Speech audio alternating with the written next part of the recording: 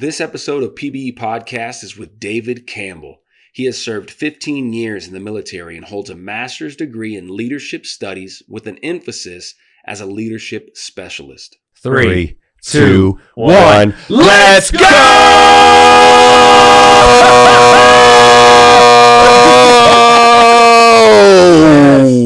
Yes, dude. The energy in the room. Do you feel the energy in the room, Skippo? I don't know why we don't do that in the beginning of the show. Oh, we need to. We need to. But This mic. I like to capture that moment that this is it. Are you kidding me? And we just did. There's a lot of energy in this show. There was a lot of information. There was a lot of learning about all of ourselves, learning about just Oh my fundamentals. gosh. I didn't get a chance to say this at the outset, so I want to say it at the back end. Thank you so much for having me on. I greatly appreciate you guys taking the time out. And moreover, congratulations on PBE Podcast. I mean, Thanks, I feel like I was in the background watching this thing from birth. And boy, you guys have come so far and done so much and provided a platform, a space in the podcast world that has been untapped, untouched, and needed a voice, right? And you guys are the face and the voice of that. So I appreciate what you guys are doing, and I definitely appreciate you having me on the show. Right on, Skippo. Let's go. We just keep doing what we do. That's it. That's it. And the energy. Making a living out of living. Making a living out. We got a serpentisphere. It does get weird sometimes in the serpentisphere. It does. I could see how it would. It just has a mind of its own, man. Yeah. You become part of it. Yeah. You become part of the wavelength and you just roll. And it's just going with the colors and the sounds. There's a hat. Now, dude, so you say you've been in the background, but we've been doing basically conception, drill down, and completion segments. That's right. Throughout the show. Because of your comment back in 2019. Oh, you know what? I appreciate that. You literally brought that up. You said, man, just break it up. Segments. Yeah. And you gave me an example of a podcast you heard. That's right. And I'm like, man, me and Skippo put our heads together and we're like, it's oil and gas, conception. You get the idea, but we're going to drill over here. Well, now you got to drill down. Why? Drill down into it. And then completion. You got to put a completion away to get the resources out. That's right. Extract it. And we just started doing it, dude. And it's great because it keeps your listeners knowing what to expect, the expectation. There's some normality and formality. Now I know this is a quite a different show, right? Than a normal construct and than normally who you have on. But every listener that tunes in, they know this is how we're going to start. Yep. This is how it's going to be the middle. And that level of expectation, there's a comfortability there, right? Yeah. And it breaks it up. It breaks it up for your guest. Right. So that they can have things in a clear, cohesive, again, formulaic manner. And man, you guys are putting together some great shows. The live shows are awesome. Appreciate it. All the attention you guys get at the live shows. They want to know what, you see the videos and people are just coming by going, What is this? What is this? Yeah. They're coming, they want to be a part of it. This guy's mustache. Look at the mustache, right? Well, we've been riding that, dude, and it's worked out really well. Like you said, it puts out the people that we have on as guests. They kind of think about it, and they come to the show. It makes for better shows. They're more prepared to like kind of what we're talking about. Mm-hmm. So, yeah, it's been good, man. The last feedback I got was it's kind of like it's a little awkward to them that we record the intro at the end of the show. So we talk about it in past tense because we go, hey, what dropped out of the show for you today? And you're like, you know what? I thought about leadership a little bit more. Like we talk about what dropped out. Right. And they're like, that's kind of awkward. Usually podcasts, you're like, it feels like you're live with them. Mm-hmm. But don't get fooled. That's not live. Yeah. You're not watching a live podcast. No, how much editing could be going on in between a podcast? All the ums and pauses and transitions. Got to be a ton. You literally just change a camera angle, and you could have skipped an hour of talking. And you're going right into the next segment. Wow. Mm-hmm. And you think that it was all transit. And no. It took hours for them to get there. And some creator is putting that all together. And you're listening to that information. So for me, that's why I like to do the intro and what kind of came out. And I put it in the front. We do the 3, 2, 1 high energy. And then we talk about kind of what dropped out for the show. And then we give them the show. Mm-hmm. Perfect. I think that works. No, I think that absolutely works. Yeah. And people are going to have their own opinions. And whomever said that, I think that's valuable feedback. Yeah. Doesn't mean you need to go with it, right? But it's like, hey, this is why we do what we do. I think your guys' format is great. Yeah. And I think the questions that you ask, right? I think a big separation of average to below average podcasts and great podcasts are the questions that are asked. It's not the guests, although it is. Sure. It's not the host, but it's the host's ability to ask thoughtful, thought-provoking, in-depth questions. And you guys ask some really good questions. To me, a podcast is only as good as the questions that are being asked of the guest. And you guys are asking really good questions. Right on. Some of the questions a bit challenging, like challenging foundational beliefs of the guest, but that's good though. Right. Yeah. Shake it up. Yep. It reminds me of a quote of or what'd you say, Skip? Oh no, I was just gonna say, yeah, you don't want a podcast where it's just like, hey, how was your day? Good. Like, and just you like when you introduce, like you said, that conflict, not necessarily conflict, but just like a challenge, right? How is this person going to respond? And like, now we can actually really dig into their beliefs, right? Because if we just keep it surface level, like an interview you'd see on, like the news, then you're not gaining anything from that. You're not learning. There's not a lot of value with that. Right. There's not a lot of value to a viewer. You can challenge people's beliefs without being antagonistic, right? But you can challenge it. And That's say, right. Why do you think? Why do you think that way? Yep. And I just saw a quote. It says, if just because you're offended or you're reacting in like a, hold on, no, you're wrong. I'm right in this, and you have that conversation, doesn't mean that you're right. Oh, nice. You know what I mean? Yeah. Yep. Just because you're offended or just because it rose you up and you feel that you need to rise up and say, hold on, that's not right. It's this way. This is the way to do it. Right. No, that's not, it's not right or wrong, dude. We're just talking about that. We're both going to progress with a better definition after this conversation. Like, let's come through with that. And I think we do a good job with that with guests, because we have a very disruptive, ideology on the models that we use, right, to explore for resources on Earth. And so our questions come from different places and different ways, and they're like, I haven't heard that. They're kind of put off by that because it's a whole new way to think. It's just unfamiliar. Yeah, it's unfamiliar, and then it feels like we're challenging the status quo. When it's like, hold on, it's literally the same thing as we're in the pursuit of truth, right? That's all it is, right? It's like it might be uncomfortable to get there, but we're just trying to find the next step towards that answer, right? Whatever, whoever we're talking to. Oh, it was good. You summed it up. All right, so let's go around the horn, man. What dropped out for you, Skips? I know you got to go. I'd say the biggest things that dropped out for me is, obviously your thesis, like phenomenal. Like that conversation it not only applies to oil and gas, but every professional industry and every individual who listens to this podcast. Like, there's a life lesson to be taken away from those 4 key traits that make a good leader, as well as those 2 principles that you talked about. Because foundationally, right? Like, and I think the one that hit me the most was when you were talking about compassion, right? And compassion doesn't mean coddling or likability. Compassion is like, sometimes it's hard, but going in depth on those 4 traits, but specifically that one, that's going to be my biggest takeaway from the show. I like that you touched on the kind of the technical side, because I'm going more like the philosophical side. When we brought up this positive and negative energy thing, I got trapped in like, step back. You have the ability to create positivity. You can create that. Create it, put it out there, either with the voice and energy that you're using. You're creating a positive message and physical particles that are positive, that are being absorbed by the people around you, and you are physically affecting the room. And it's electromagnetism. It's negativity or it's positivity. You can do that. Or you're just sending it out, and the person that's listening to the passion and that charisma that you're giving them, they're recycling, they're transducing all that energy that you're just putting into chaos with your voice and your energy. Yeah. They're transducing it into positivity. Either way, whatever that is, whatever physics lies on, if that's whatever one is doing, you have the ability to make an impact every day, every moment, right? And so philosophically from this podcast, I got that. You know what I mean? Just send out positive vibes, man. So important. Glass is always half full, right? There's always something to be learned. There's always a lesson in there, and some way to improve not only yourself, but the people around you. Right? Have the emotional discipline to go, all right, I'm negative. That was a negative result. I wasn't planning for that. It was negative, but it's not going to affect you. It's not going to drown you in that. Right. Just take a step back, have the emotional discipline, the mental discipline to say, you know what, hold on, let's switch it back to positive and let's keep going. Yeah. You know what I mean? What about you, Day-Day? Tio Day-Day. Yeah. So putting it in terms of geology, And in terms of that energy, that's completely mind blowing to me. I mean, I never think about, I'm a linear thinker, right? I'm an inside the box thinker. And so this is a lot different for me.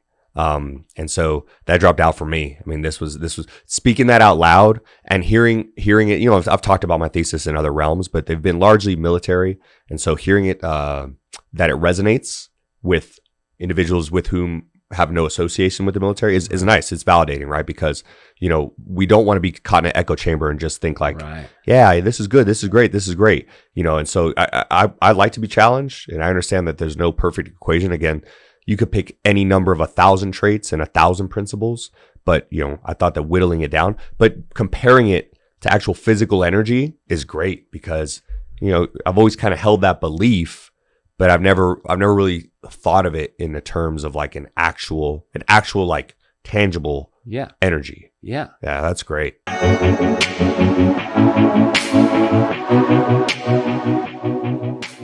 This episode of PBE Podcast is brought to you by our friends at Geolog. Geolog offers cost-effective, lab-quality, quantitative, real-time formation evaluation and reservoir characterization solutions to improve well placement, production forecasting, and optimizing of completions. They even have a service that can monitor bit wear while drilling. I've actually utilized their services while drilling wells in the Permian Basin, and we were highly impressed with the data acquisition process and the quality of the interpretations. These guys at Geolog are passionate about the data they collect each day at every well site.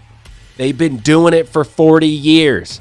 They are passionate about drill cuttings, passionate about mud gas data, passionate about what the data means and how the data can add value to an asset. They probably collect the most amount of drill cuttings and mud gas data globally each day of any privately owned surface mud logging company. Geolog always employ a consistent quantitative analytical methodology, whether on the well site or back at the lab. So data collected at one well can be compared at another well. We'll be doing a podcast with Dr. Guy Oliver, Geolog's Director of Energy Transition and Data Science, who will be talking more about what Geolog does and diving more into the types of data they collect.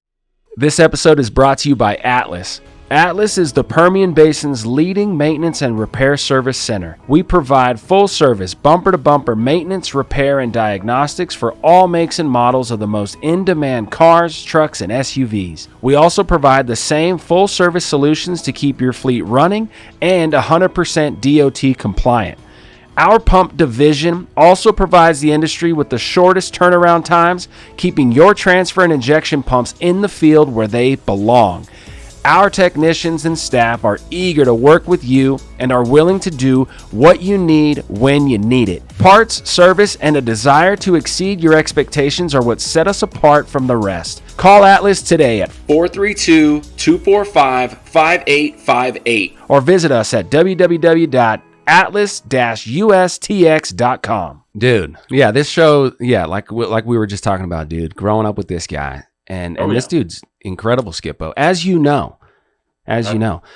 So we're going to discuss leadership in this podcast. And the point is to be aware that when you're being interviewed, are you being interviewed by a leader? Are you being interviewed by somebody that's leading a company to actual success? Right? Because they're not going to tell you how much money they're making. They're not going to tell you how they make money. That's not in the interview process. What's in the interview process is this guy's, ability to read somebody and say, are you going to be a fit? Are you going to help my company? Are you going to succeed? Be an asset, right. Yep. You're going to add. You're going to add to the values here. You're not going to take away. So, as a master's thesis in leadership, dude, and you're interviewing somebody, what kind of things are you looking for? If I'm interviewing somebody for a position, develop your business. To come on board and be a part of my company.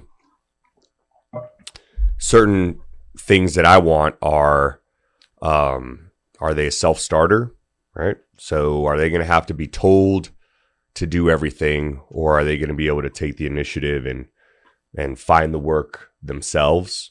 Are they industrious? Are they a hard worker? There's no sacrifice.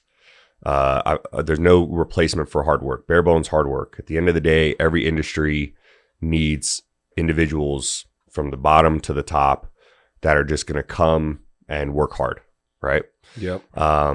And that to me, like that rings a bell of like, when you're like, I don't feel that great today. Not a big deal. I'm going to call in and say I'm working from home. I don't feel that great today. You're missing out by having that and not having the work ethic maybe to say, I can put up with this. I can, I'm fine. I'll go in the office. I don't feel like I'm going to get other people sick, right? And you do that because you're working with them. You're live in person with them. You're looking eye to eye in the meetings. You're working on the project. In person there's a lot of power there. There's energy there. There's energy in that. Absolutely. And with that, I think third and finally, just right off the bat, is a positive mental attitude. So save the best for last. Everything goes out the window if you don't have a positive mental attitude. And here's the undeniable truth about attitudes, good, bad, or indifferent. They're contagious, okay? Mm-hmm. And so whatever you're bringing to the office, whatever you're bringing to the team that day is going to be contagious by your counterparts, okay? And if you're coming in and you're fired up, okay, and it's not like this fake motivation, right? But you're generally hungry and you're into what you're doing, and you believe in the mission, you believe in the team and the individuals with whom you work, then your counterpart that may have had a bad day or he was up all night with a newborn or whatever the case may be, he comes in and all of a sudden he's feeling just a lot better. He doesn't know why, but it's because attitudes are contagious, right? And so the opposite is exactly true, just as true. You come in and you're that individual that always sees the dark cloud in every silver lining, if you will, you're going to drag down that whole team. And so I want somebody on the team that's going to come in fired up. Now, that's not to say that every day is going to be a good day. 365 days a year, you're going to have days at home or you're going to have days at work that are going to be rough. But on the aggregate, is your attitude positive? Are you a glass half full individual? Those are the guys that I want on the team, not the opposite. You got to get rid of the opposite. And being able to come into work and say, hey, there's a mountain to climb, but there's a lot of opportunity here, right? Not in regards to, oh man, there's a mountain to climb. I'm going to go bury my head in, at my desk or in my phone and just get through the day, kind of a mentality. Yeah, I think look at you two, right? So you guys are similar in a lot of ways and dissimilar in a lot of ways. I think you complement each other. But one thing you guys are on the same wavelength with is your attitudes. Okay. PBE podcast and your guys' individual and joint ventures wouldn't, just take everything out of the equation except this, wouldn't be as successful as it is now or as they are now if you guys have had a negative mental attitude about it. And so both of you coming in every day and saying, hey, we're going to get after this. Yep. If one of you wasn't like that, especially you guys are a team of two. So you guys are just two, right? I know there's A-Train, but I mean like the face of PBE. If one of you wasn't on that wavelength, it would never work. Yeah.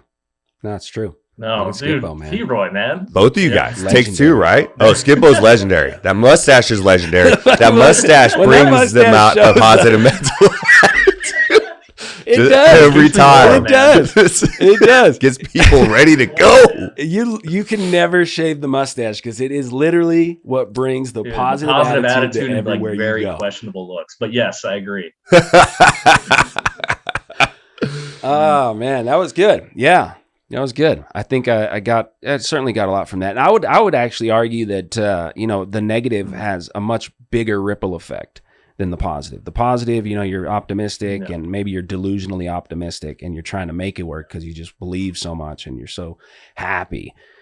If you're not that, then you're not developing the real organic like conversations that happen with people is when you're kind of talking about what you do, right? For an example, like I'm working on this project and then just because you mentioned it, the person across the room, unbeknownst to you, says, oh, I know exactly how to do that. I know exactly what you're working on. I have that data. Right. And you're like, what? Whoa. Yeah. So if you have a negative, you miss that because you don't even talk, right? You just kind of stay away from everybody, or they stay away from you. You're just kind of, right? You don't even have those conversations for that company that day to run more efficiently. Just that right there. And which is creating a relationship. I trust that, right?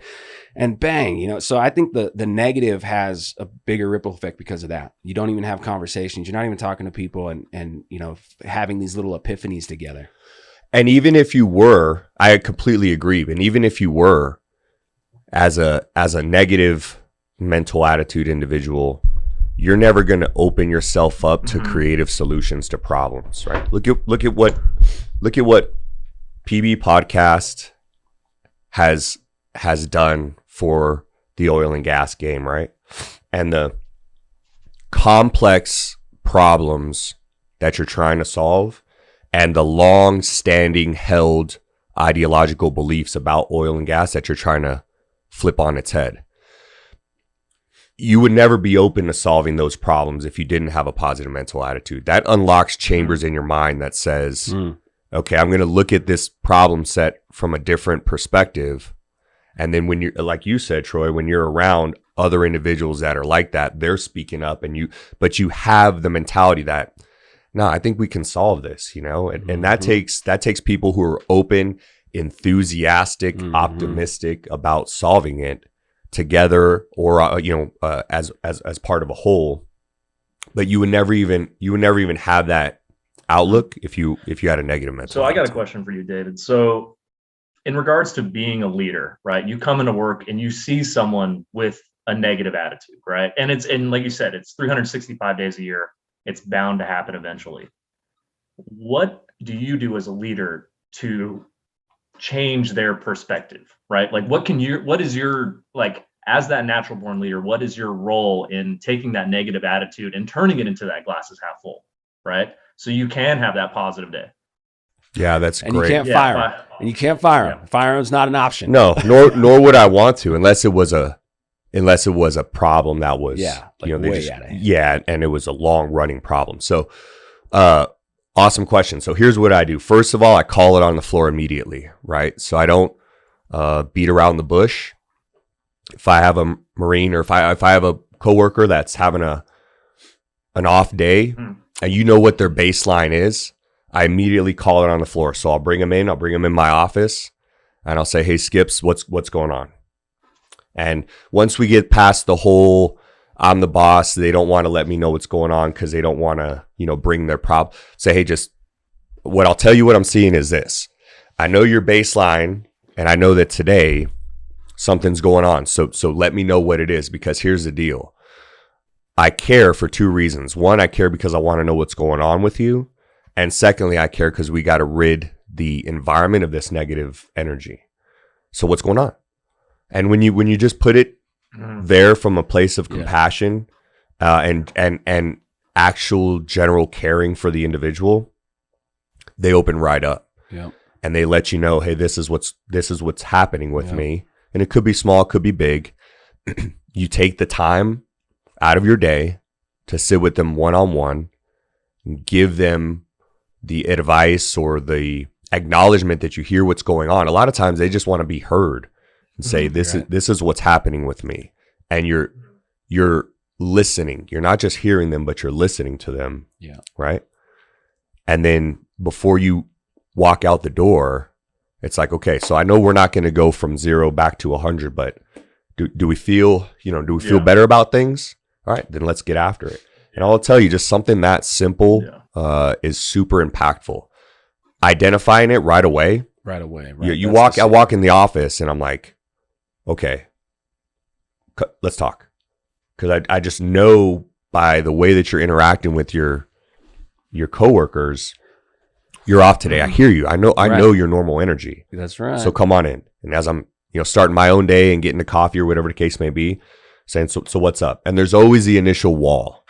Oh, nothing. I'm good. It's like, I'm not going to have that, because I feel like for myself personally, I'm like more contagious for other people's attitude than the general. Everybody is susceptible to it, but I think I'm like very susceptible to other people's attitudes.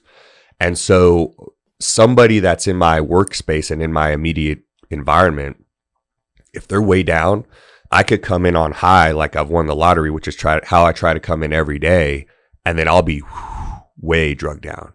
So a lot of it is for self-preservation. I mean, it is the actual legit caring about. Right. But you're kind of getting into the motivator part of this. What's the motivator? Yeah. The motivator is, I don't want you sucking the fucking energy out of me. Well, that's what it is, right? That's why I said it's the one of it's selfish, but the part that's not is, hey, I generally want to know. I want to know actually what's going on, you're because still we got to trying work to past that. proactively be empathetic in these conversations, right? Like you're trying to like allow the person to confide in you, but at the same time, you got to be like, hey, I'm not going to let you mess up my day. Like I still have my job to do. I still like, it's not selfish though, right? Because it's, if you get drugged down, then the rest of the team gets drugged down, right? In helping this individual. So they do. Yeah. Wow. So I think we have to address it. And that's hard, right? Confrontation. People have problems with confrontation because it's big time. It's it's uncomfortable, but I think as soon as you bring somebody in, and maybe you guys have experienced this, either on the receiving end or the giving end, but as soon as you bring somebody in and you put whatever's on the table, hey, I have to talk to you about your constant showing up late. We got to talk about this. You put it out there. That's the awkward, like kind of like, ooh, now they know what they're being brought in for, and then you deal with it, right? You're not, you're level headed. Yeah, you're calm. Yeah. So tell me what's really going on. But you're addressing the issue, right? Confrontation is of any kind can be uncomfortable, but like you said, it's necessary. The approach to that confrontation, right? You're not bringing him in and like, why the hell are you always late, right? What? And then all of a sudden now you're in this aggressive environment where it's like, now that wall is even up more, and you're like, he's like, F you, and he walks out, right? So yeah. Exactly. Yeah. And now you really wanted to just figure out what the root source of the problem was, but you came across maybe a little bit emotionally. Your passion kind of bled into emotion, and you've now they're shutting down. So you just bring them in. You take the elephant out of the room, right? And you say, hey, I'm bringing you in because you've been late 5 times in the past month, and that conduct is unacceptable. I'm trying to get to why, and then we're going to see where we go from here. Yeah. I think going from here into leadership a little bit more. And we're going to talk also about the death race that you're going to attempt to compete in. But to keep it geology, because we're talking about energy, it was interesting to just, imagine like super simple physics, right? Between the two people you're talking about, a positive attitude and a negative attitude. That's how chemistry works. That's electromagnetism, negative and positive. And the most interesting concept is take a step back completely. You don't have a positive without the negative. You can't have the positive without the negative. Right. So that's looking at right. You're looking at big scale. Look at that's how the Earth operates, is under a huge positive and negative magnetic field. We're underneath that. And then in that, we have this amazing amount of energy that's being released from like upper mantle to atmosphere. It's like, right? It's like fucking 30 miles, well, probably like 100 miles thick. Boom. Of our huge planet, 100 miles thick is where life happens. That's where energy is transmitting, instantaneously. Bang, in this conversation right now, you're slightly positive, I'm slightly negative. There's something, right? Right. And you're talking about a polar opposite, boom, interacting now. And now you're communicating. And so where I'm going with energy, one of the interesting concepts in physics is how does the particles that are coming out of my body and going into your ear, right? The sound that I'm sending and your ears hearing and converting it to language, that is an energy. That is literally an energy that your body is absorbing. So do I actually have a positive energy going into you, and do you have a negative energy coming into me? Because you're negative, right? And negative seems to be more powerful. It seems to have the ability to knock the positive guy off, right? Off its tilter a little bit. You're like, whoa, you're the anomaly here, man. Like, I could feel it. You're physically, are you physically actually transmitting that? Or is it literally just pushing the elements in the air and you're just moving energy with the sound, right? So it's particle physics. Is it actually transmitting a positive thing into your body?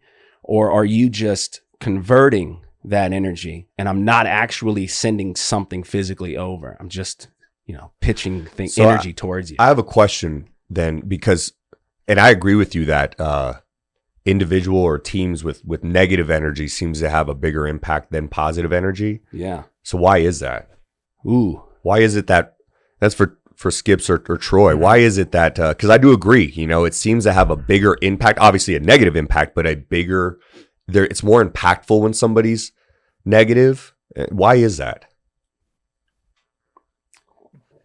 Using rocks, I would go with an analogy that we find the most valuable deposits. We find the most valuable natural resources in the most exhausted rock, energy-wise. Okay. It's only that when you see in the rock system that it went from a high energy to a really low energy, really quick across these cracks, and it's all filling itself up. It's entropy. It's high energy to low energy, and that's where the magic happens. You can't do that if you don't have that positive, negative forces in the beginning that have to be broken. Bang. You have to break that, and it releases a lot of energy. Boom. There's literally a physical break in something that's totally fine, positive, negative wise. So you have to have an imbalance. I don't know if it's overly positive or overly negative. You look at human history, I would argue that it's overly negative. World wars and shit like that. That's a massive negative energy that's breaking. Boom. And then it's entropy. Boom. All that energy gets dispersed and we advance and we use all that and we just keep going. We're going from high energy to low energy. So is it more negative that all the time? Does it always have a mostly negative thing that becomes so powerful and it eventually breaks? Or does it sometimes go the other way? I think it's probably a cycle. I would agree with that, right? I think like a negative environment or a negative team definitely has like a larger impact than, a primarily positive team. But I think that also has to do with how the positive group responds, right? Because it's like everyone has their own baseline where, it's like we go through these experiences and we can only appreciate the highs if we understand the lows. And it's like if you stay in the lows, that's when it becomes a problem. And if you allow the lows to keep affecting you and bringing you down, and that's where you get into these cycles in which you're, this, yeah, and it's like, yeah, and then you get into like these, like these cyclical thoughts. Like I know I've had that in my life where like when I'm in those negative holes, it's like I'm really just like it's all up here, right? It's all just like, why am I like continually thinking about this? I know what the problem is. I know how to address it, and I know this is what I need to do. But yeah, you're right though. Those negative groups, they pull people into that, that negative cyclical thought. Yeah, it's more powerful, but it's all about how you respond, I feel, at the end of the day, and how you address those negative groups. Because mental discipline yeah. For us, for humans, for sure. Maybe there's something in nature that's a cycle and it's just a bigger thing, but for you personally, I think it's emotional intelligence. Do you have that intelligence to step back and be like, whoa, what are you really thinking about here? Like, just like you said, like take a step back and look at this from like 40,000 feet, right? Let me just evaluate the situation as a whole, right? Put emotions aside. What can I do to make, first myself better and not let this affect me? And then, continue on with the mission and moving forward, right? So, and this goes into your masters, right? Like you had like a top 5 of like what a leader like needs. Okay, so the project was exhaustive studies of prolific leaders in history, both alive and past, and American and non-American, female, male. Try to get a good sample size, but universally recognized as very effective leaders. I wanted to draw out what their common traits, and then if I could surmise a couple principles, leadership principles too. But I wanted to make it as limited as possible, right? Because leadership traits, you can name 50 and they're all valuable. Give me 10. You have integrity, you have unselfishness, right? You have industry, you have, you have, some people would say a certain amount of aggression is a good leadership trait as far as getting after it. But there's a ton of leadership traits, right? The Marine Corps has their own leadership traits and their own leadership principles. Oh, wow. But I wanted to see if we necked that down to as few as possible, but most impactful. that were also across the spectrum that you would find in all leaders, then what were those? And would they make any individual from any realm a better leader?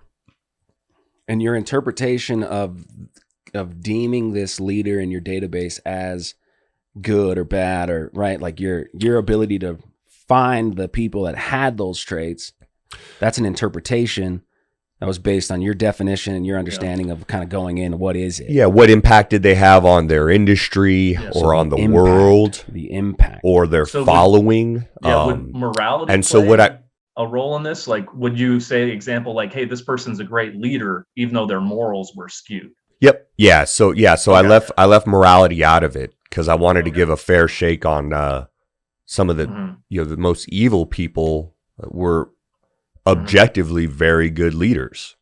And so what I drew out four traits and 2 principles that what I argued, right, with my thesis was that if any individual were able to apply these 4 traits and have these 2 principles in mind, that they would become a better leader from what they are. Maybe they're not in a leadership role at all. It would make them better, or a top tier leader, it would make him or her better. And so let's rattle them off, dude. Should we get into them? Okay, let's get into them. Yeah. So first and foremost, and I would say this is the most important, and the other, we'll start with the traits first, the 4 traits. You're going to start with the most important trait, and then we're going to go down to the other 3 I think are interchangeable, but I think this one overwhelmingly came up as every single good leader, effective leader possesses this. And if you don't possess this, you will not be as good. 100%. You ready for it? Yeah. Vision. Yeah. Vision. Right. So vision without action, okay, is a daydream, but action without vision is a nightmare. Okay. So, let's go. So do you have that in your thesis? Did you write that? I didn't write that. And I can't claim credit. Skip's line. Skip's about to do a quote that put it on. It was Skip's mustache. I got it from Skip's mustache. He told me. He whispered it to me. But here's the deal. Say it again. Okay. Vision without action is a daydream, but action without vision, which is what you see a lot, is a nightmare. Right on. Every leader starts at the end. They start where they want to take their team, company, business, idea, you name it, and then they work backwards. Less effective leaders start at the beginning. They start with what they have, and they're just kind of muddying through the waters. Right. Like, oh, yeah, you're great for the spot. And then he leaves, and he's like, oh, no, like I don't have anybody else for that spot. There's no sense. It's reactive, right? It's reactive. And you should, when you're leading, you should already be looking at the end, the exit plan. Mm-hmm. And people think, what are you talking about? I have a startup company and I'm talking about what does you getting out of this startup company look like? And when does it look like that? Is it 5 years? Wow. Is it 10 years? That's vision. Wow. Vision is being able to look at your team, look at your problem, look at your company and go, this is where we're going to end up. This is the timeline. And then all of the in between is just how we're going to get there. Right. But if you don't have this end, you're aimless. You're walking on outcrop with no map and no idea what you're doing. You're no compass. You're just walking around. You're just walking around. Wow. That's action without vision. Is just walking on outcrop with no map, no compass. Wow. I mean, some of that is good for mental health, though. Sure, there's times to wander for sure, but it's not in the capacity of when you're actively leading your team. That's not the time to wander. Yeah. That's to be deliberate, right? That's to be deliberate. Right. Be decisive and be methodical. That's right. But always have the end in mind. That's it. Vision. Every team that I've ever led, I've always had the end game in mind. How long am I going to have this team?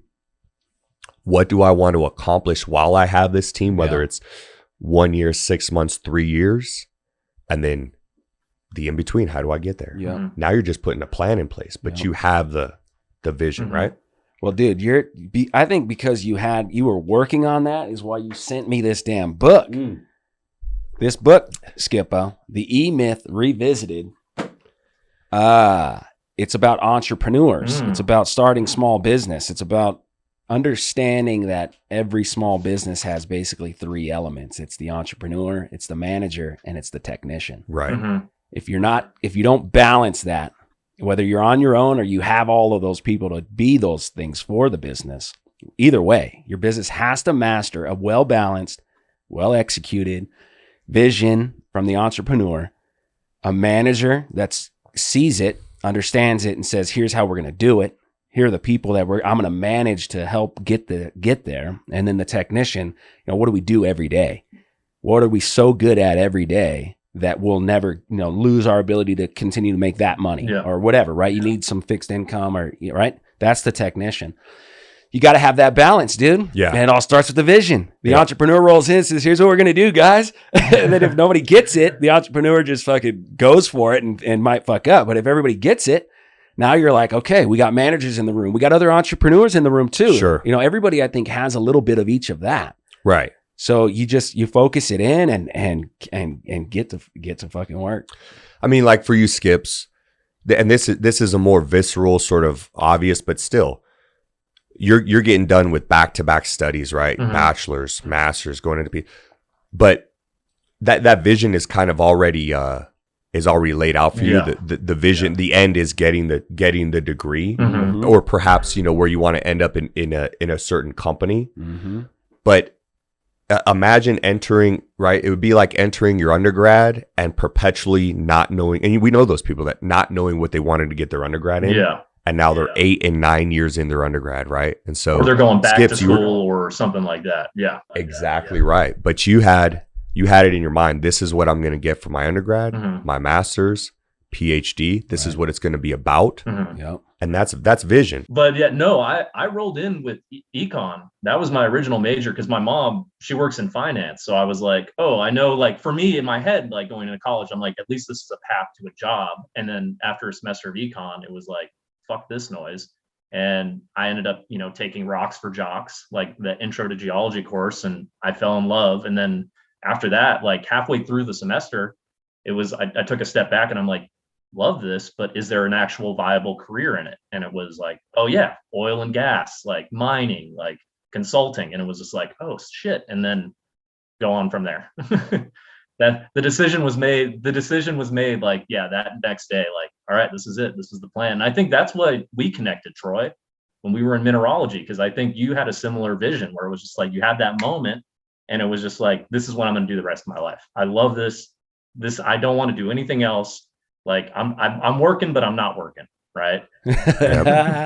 Make a living out of living, man. Let's do it. Let's do it. But yeah, that's cool. That vision, that's right. So that's the first one. First one's vision. All right. Most important.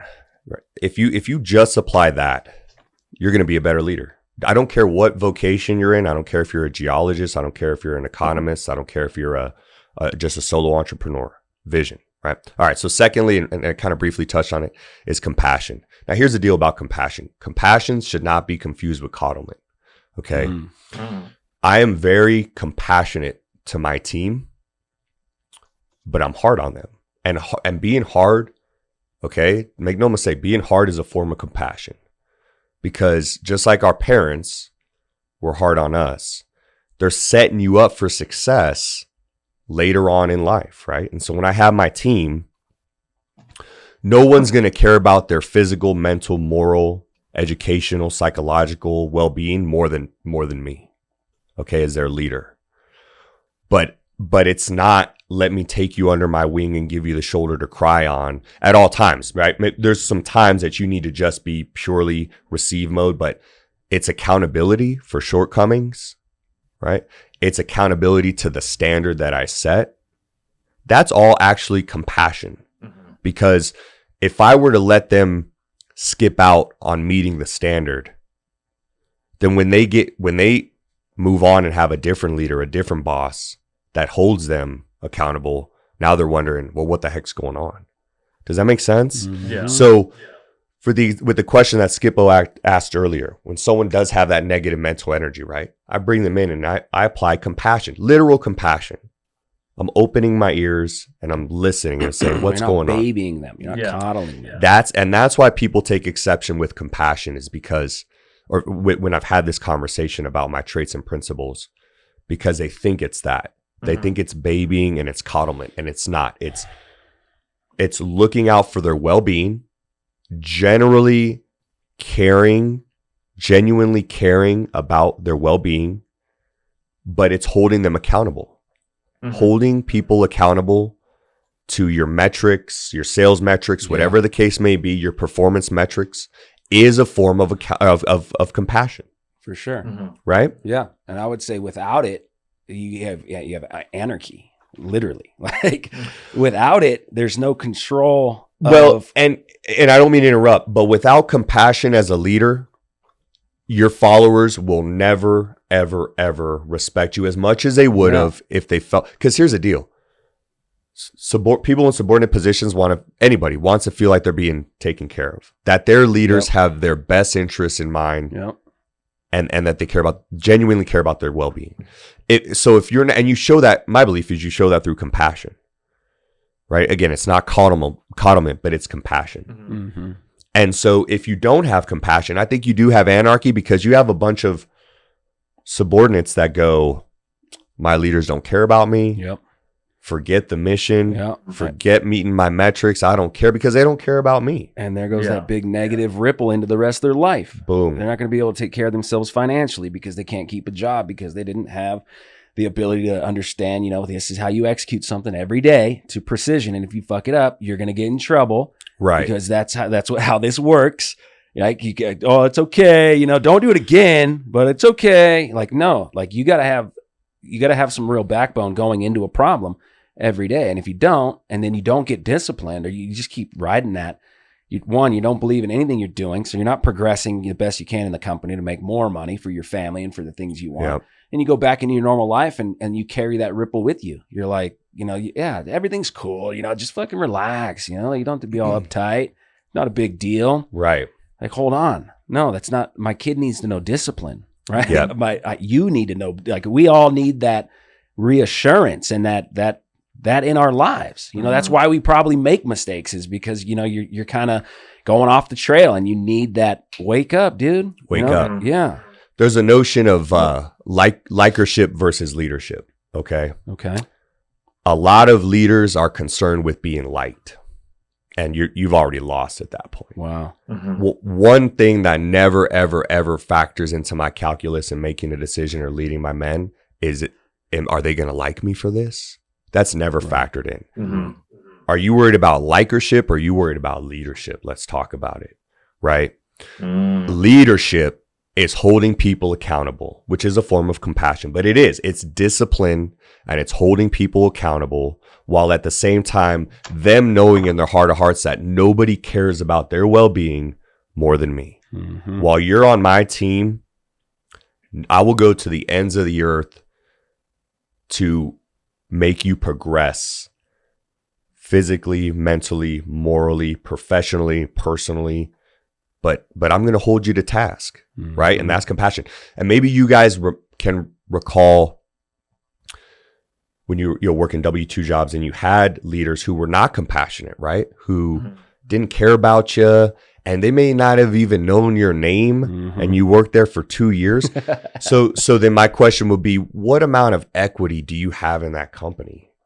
None. Zero. Right? Zero, right? Right, yeah. Skips? I mean, have you ever had a boss or an immediate supervisor that was so uncompassionate and so disinterested in you that maybe they didn't know your name, or, hey, Jim, and you're like, it's so okay.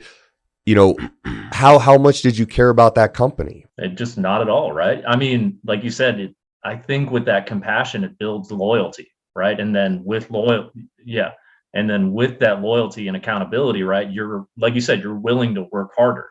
And I mean, for example, right, the last company that Troy and I worked at together, like I felt there were days where, we'd be in the office until 10, 11 at night, right? Getting a job done. But it wasn't like it's like, dang, I have to be like, it was obviously like, oh man, it's going to be a long night, but I had no problem doing it because, you know, our leaders like made us accountable for the goal and that vision that like we, you know, that the company had.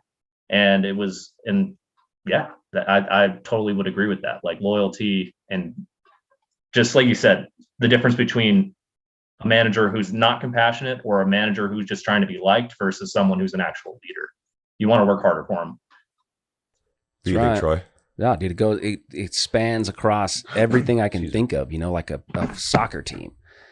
Like you show up and you're a badass soccer player. Well, what's your vision for your career? You know, I'm a coach of this team. I'm going to be the coach of this team for the next 10 years. And that guy comes in and says, I'm expecting to win a fucking cup tomorrow. And the guy's like, well, I got a bunch of juniors on the rest of this team. Like I spent all my money on you to help me lead and make these guys better for a few years. And then maybe we'll win a championship in 5.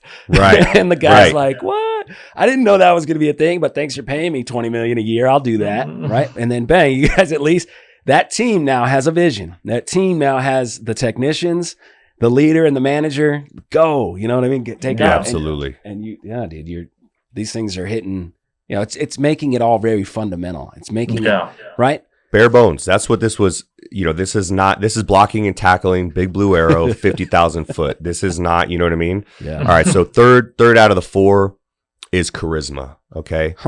Charisma. It's not quite enthusiasm. It's not quite optimism, but you combine the two and what spits out is charisma.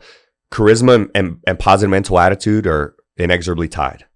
Yeah. Those two are they're lockstep, right? Yeah. Charismatic leaders are always going to be more effective than leaders who are not charismatic. Charisma's tough. Now here's one out of the 4 that I think is hardest to teach. Oh yeah. I don't want to say you either have it or you don't, because that's too I think that's too binary. I think here's what I think. If a leader believes enough in his team and in his mission, the charisma comes out, no matter how much of an introvert you are. Right. The passion will come through. But the ability, charisma to me is the ability, I think, to engage with somebody enough in all the fundamentals, and they're getting it in a conversation and they're not losing focus. They're not like thinking, oh man, this guy's super awkward right now.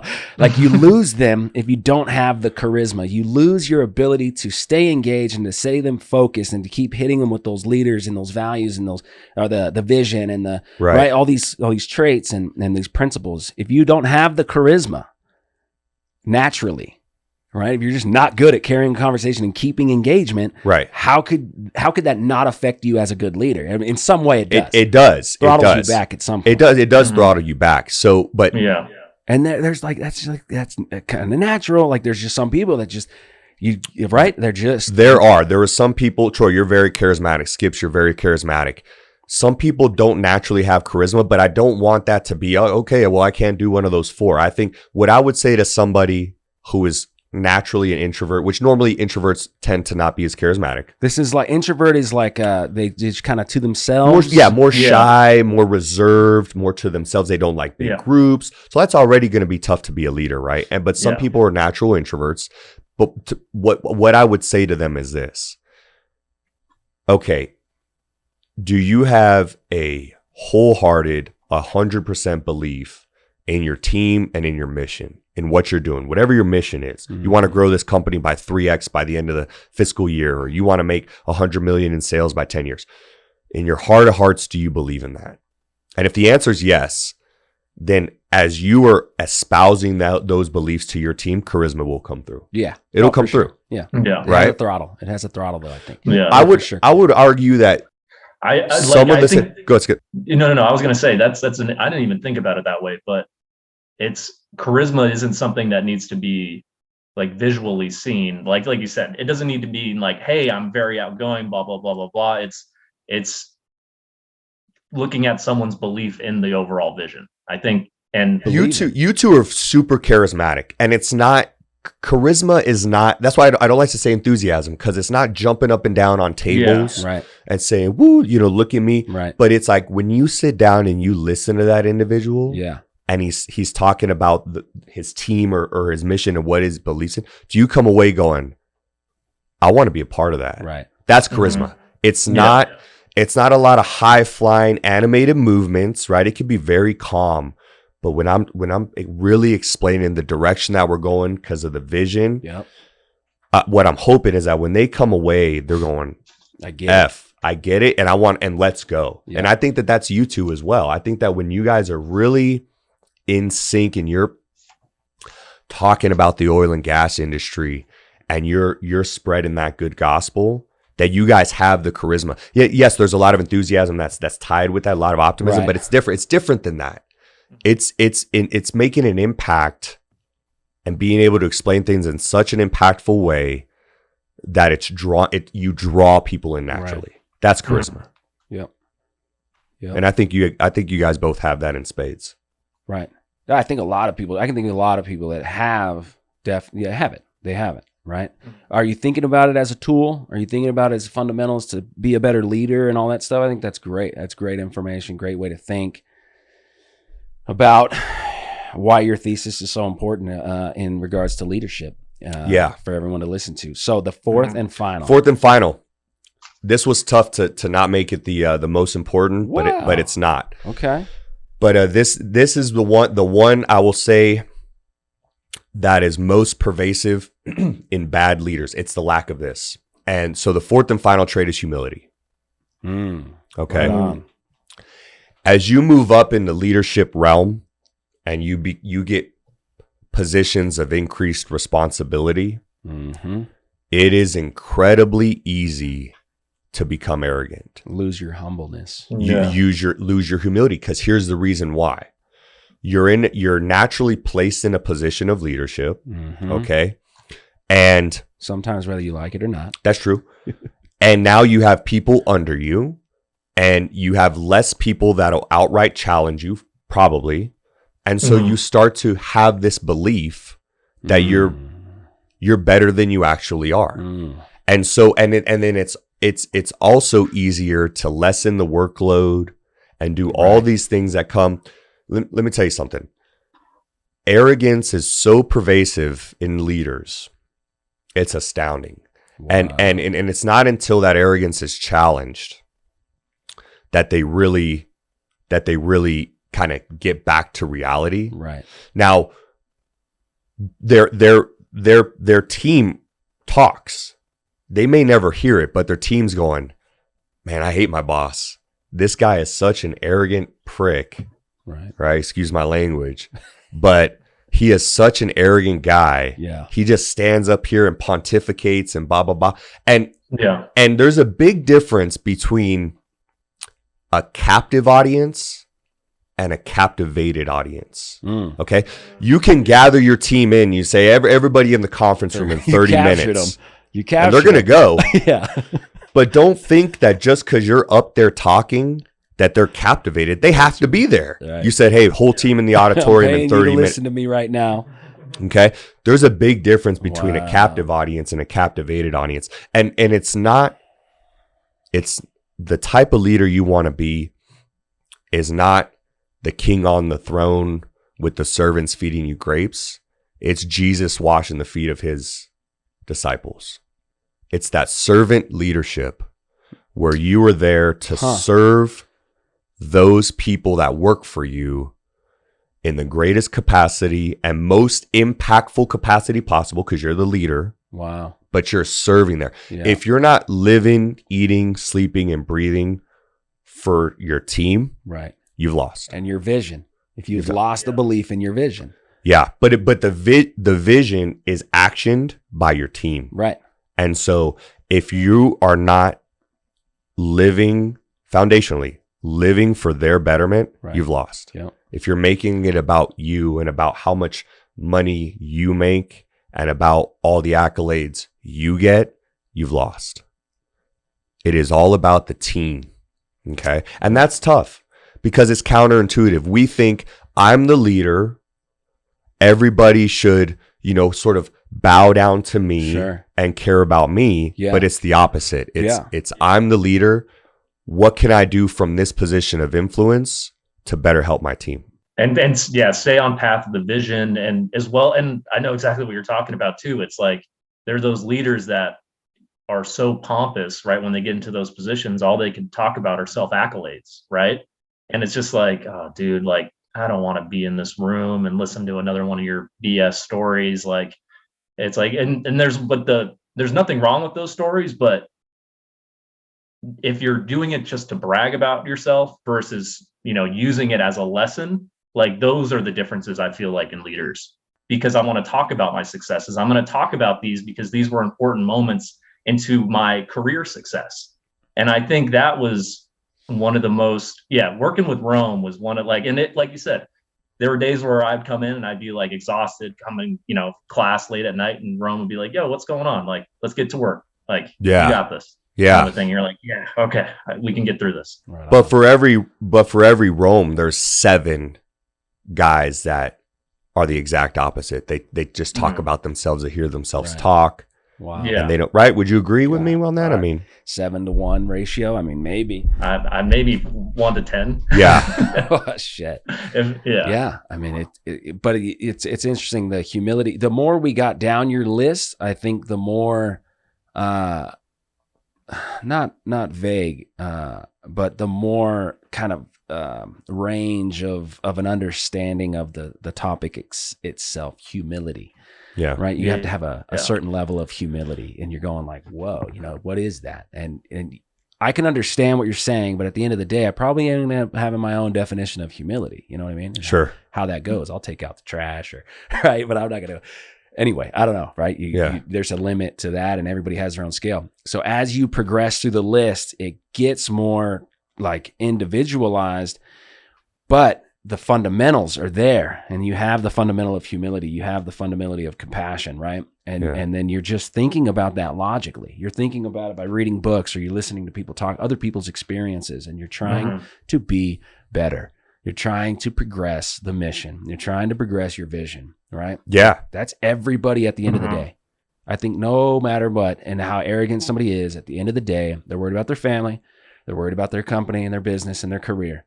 And at the end of the day, everybody can come back to the fundamentals and realize that it's about the vision. It's about moving the company forward and making it successful.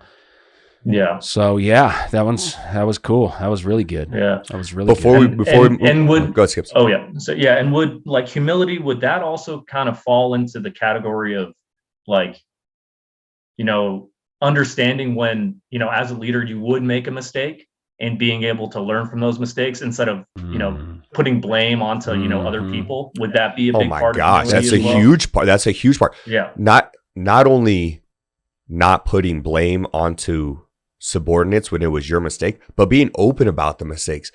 Arrogant leaders are so tight-lipped about their shortcomings because they think that somehow it'll lessen their respect. That's just a sign of arrogance. I mean, I talk to my team about my shortcomings in my career all the time, and I've had big ones, and I'm completely open about it, just to let them know that, hey, no one's perfect. I'm about as imperfect as they come. Now, I happen to be in a leadership position, but I'm as imperfect as they come. And let me tell you these stories of when I've really fallen on my face. And then present day, when I mess up and then we're getting chewed out, it's me. I'm taking that face blast. And then I'll go a step further. When my guys mess up, hey, it falls on the leader, right? I still take the face blast. Right now, when they achieve something, whether or not I had anything or everything to do with it, they get all the praise. That's humility. Okay. When you are in the position of leadership, you're ultimately holding the bag for any successes and failures. Right. But you take all the failures and you give all the successes to the subordinates. And I'm sorry, that's called the burden of leadership.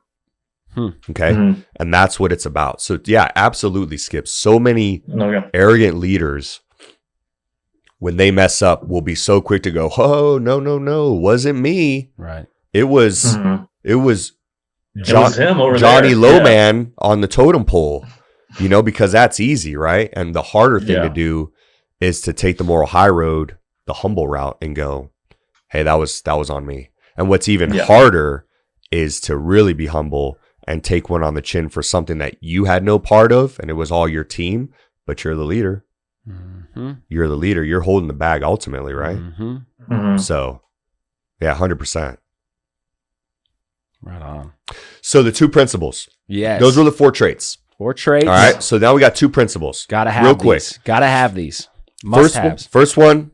Yeah, I think if you apply these, or if you keep these in mind, I don't know if you could apply a principle, but if you keep these in mind, yeah, you're going to be a better leader. And here's what they are.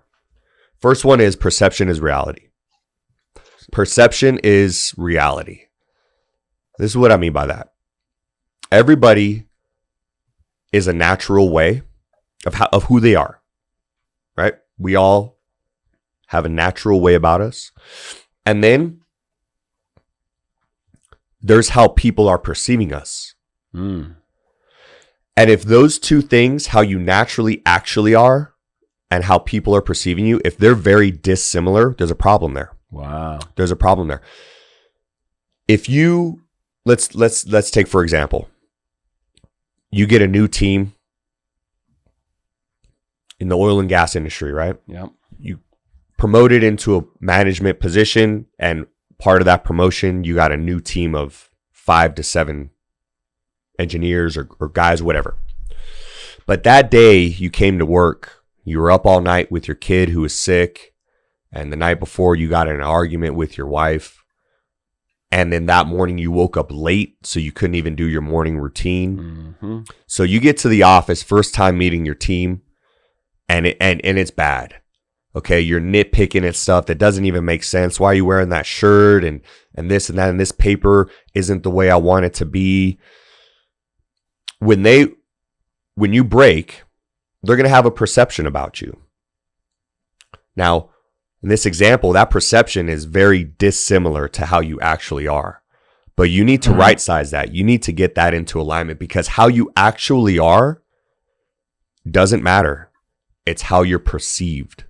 Okay. It's the perception, and perception is so important, right? I mean, when I think about this, you have a manager and a subordinate of opposite sex, right? Could be a male manager, female subordinate, or vice versa. And let's say male manager, female subordinate, and he brings her into the office for a counseling, quarterly counseling, kind of update their progress, see how they're doing. And as they walk out the door, he's patting her on the back, and they're both laughing, right? The office workers are going to have a certain perception about that. Now, what is that perception? That he likes her, or that he's going to have a certain amount of favoritism towards her, or did something happen in the office? Were they flirty with each other? And it could have been a very serious counseling, and on the way out the door, she trips. Right. And now they're laughing about that as he opens the door. I mean, that's funny. If you walk in and you just trip out of nowhere like a ghost, I'm laughing. I'm laughing. You, I'm gonna laugh, and I might catch you. I might go, "Hey, be careful." There it is. Be careful. But now that's the most inopportune time, because what they didn't see the very serious counseling saying, "Hey, Jill, this is where you're delinquent. This is what I like what you're doing as far as the job goes." It was very professional, and on the way out, she trips. You catch her. What's the perception? Sure. Right. So leadership is what's called life in a fishbowl, because you're viewed 360 degrees at all times, like a fishbowl, like fish in a fishbowl. And if you're not constantly cognizant of how you're being perceived, and if it's aligned or misaligned with how you actually are, that's a big problem.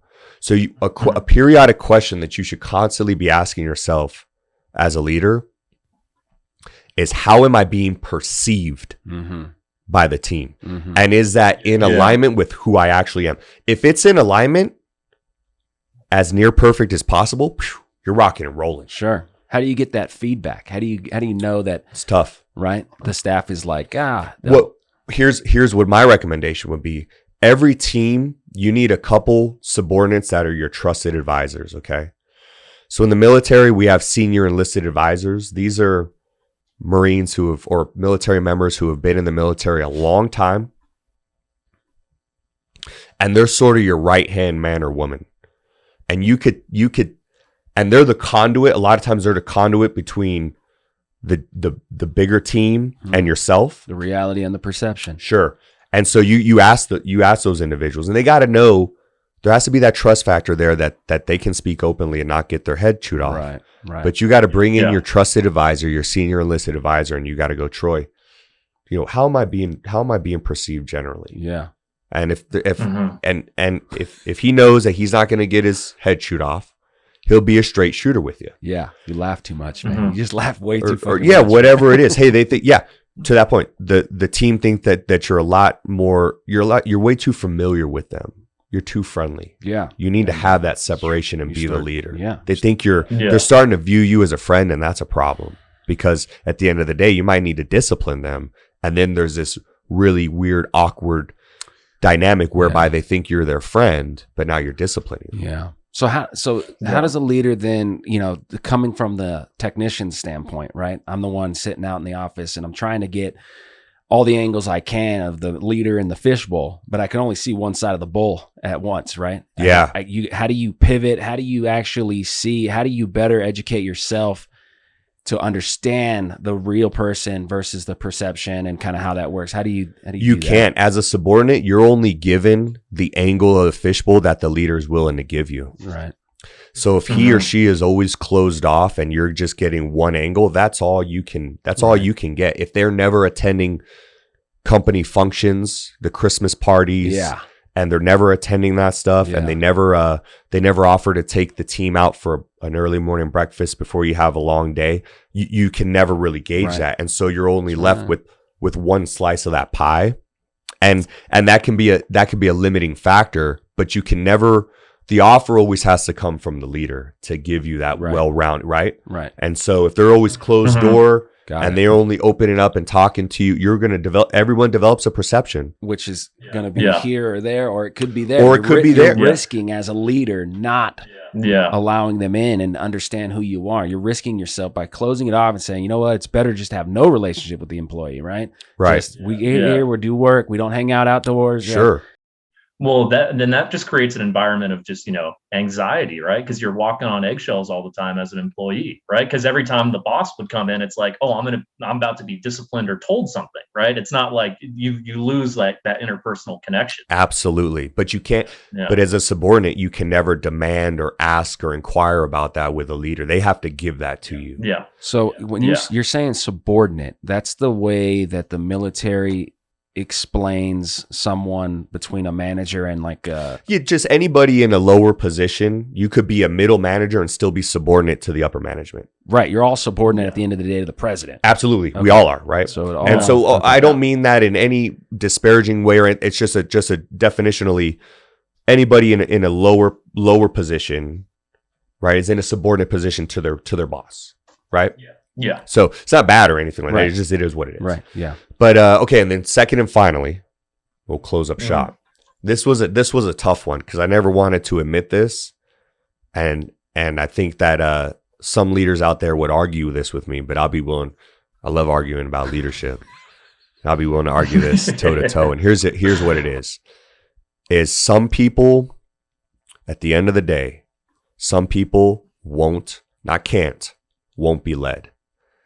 And that's really tough to reconcile. Interesting. And the little subtext will be at least not in a way that is in any way productive or realistic.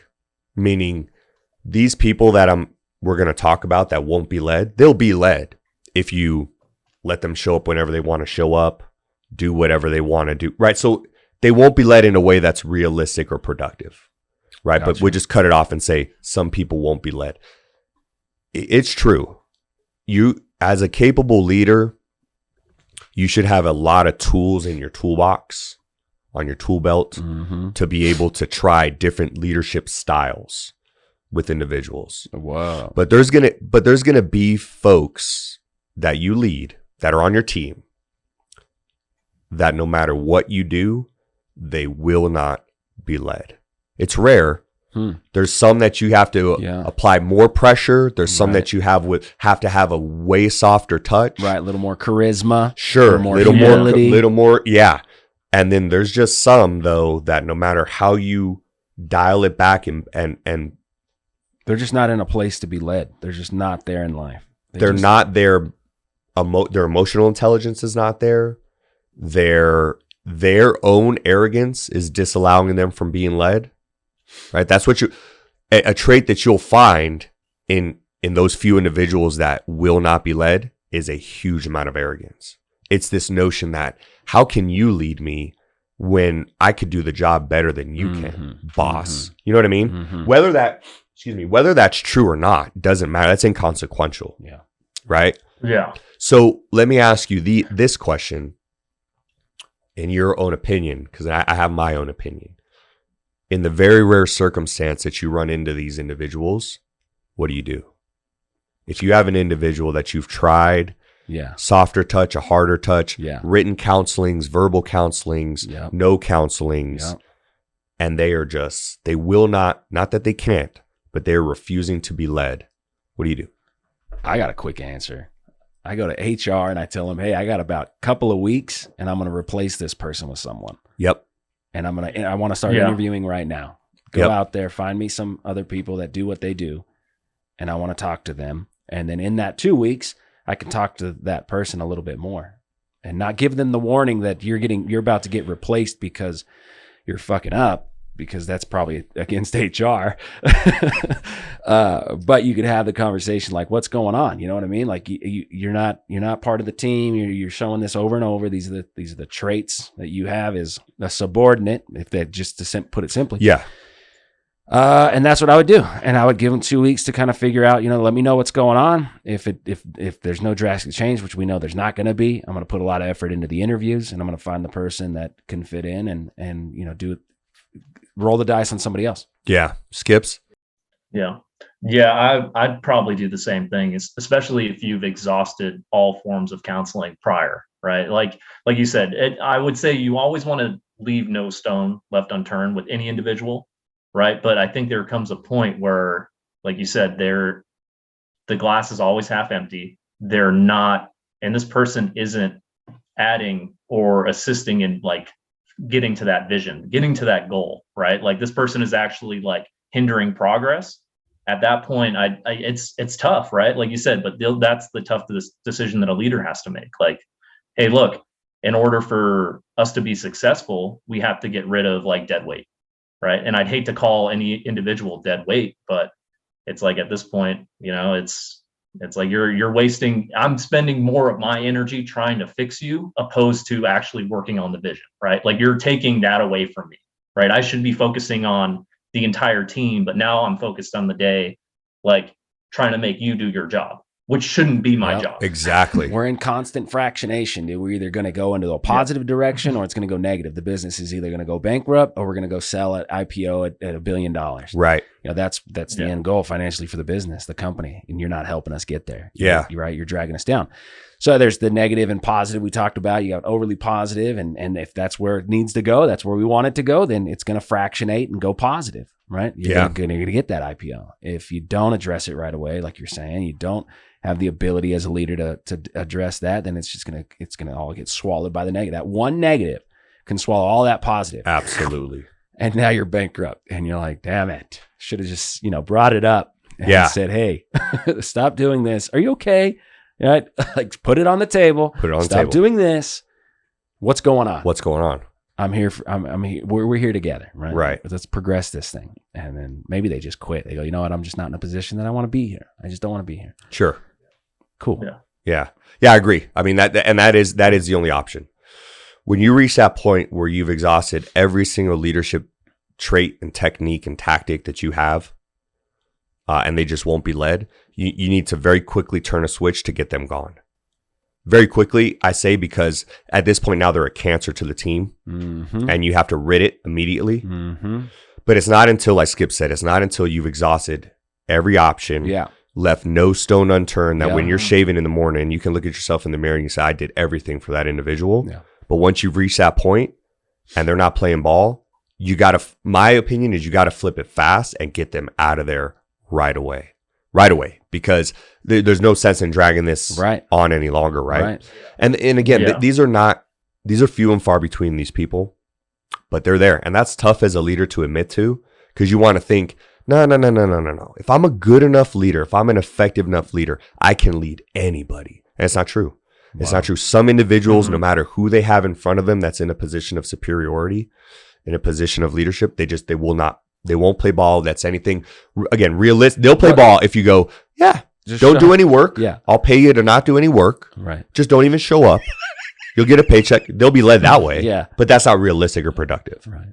Right. And what do you think the number is? What do you think a ratio is? Say 100,000. I will tell you anecdotally, I've been in the military now for 15 years. And I've only had 2 individuals that refused. You manage thousands of military. Oh yeah, right.